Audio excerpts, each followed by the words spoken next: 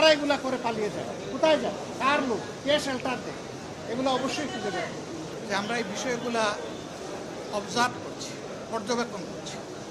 আমরা পর্যবেক্ষণ করে এই ব্যাপারে প্রতিবেশী দেশ হিসেবে আমাদের যেটা করণীয় সেটা আমরা করব। 2 নম্বর হচ্ছে যে এটা পশ্চিমবঙ্গকে দুনিয়ার যে কোনো জায়গায় যদি কোনো নিরীহ মানব গোষ্ঠীর উপর কোনো ধরনের জুলুম করা হয় আমরা তার বিপক্ষে। এটা যদি এমনও হয় যে এমন কোনো দেশ আছে, গোষ্ঠী আছে যাদেরকে আমরা ভালোবাসি না, যারা আমাদের ক্ষতি করেছে, কিন্তু এখন তারা মুসলিম, মজলুম যেখানে গেছে আমরা মুসলিমের পক্ষে, এটাই আমাদের অবস্থা পরিষ্কার। 2 নম্বর হচ্ছে ইসলাম ধর্মকে সেখানে আইডেন্টিফাই আলাদা করা হবে কেন? তাদের দেশের তো সংবিধান হলো ধর্মনিরপেক্ষ সংবিধান।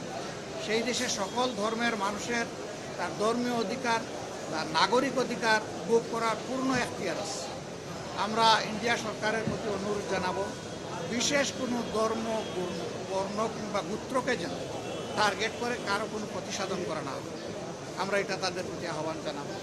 আর কৌশিনের যে বিষয়টা বলেছেন এটা আরও যাচাই বাছাই করে যদি সেই রকম কোনো বিষয় আমাদের সামনে আসে, আমাদের ভূমিকা আপনারা দেখবেন ইনশাআল্লাহ।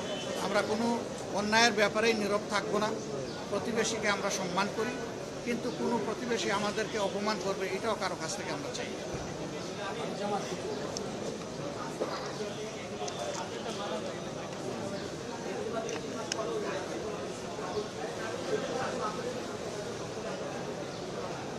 সংসদ তো 1 মাস পরে হবে, এখন কি বসে থাকবো? হ্যাঁ, এখনও আমরা এই সমস্ত বিষয়ে অবশ্যই জনসচেতনতা, প্রতিবাদ এবং সরকারকে তার দায়িত্ব পালনের জন্য আমরা চাপ দেবো। এটা আমাদের দায়িত্ব। সরকার এখন বেশি বেশি পলিটিসাইজ হয়ে গেছে। এখন পলিটিক্যাল জায়গাগুলো দখল করার কাজে ব্যস্ত থাকলে তো এই সময় হবে না। এই সময় দেশের মানুষের নিরাপত্তাকে আগে নিশ্চিত করতে হবে।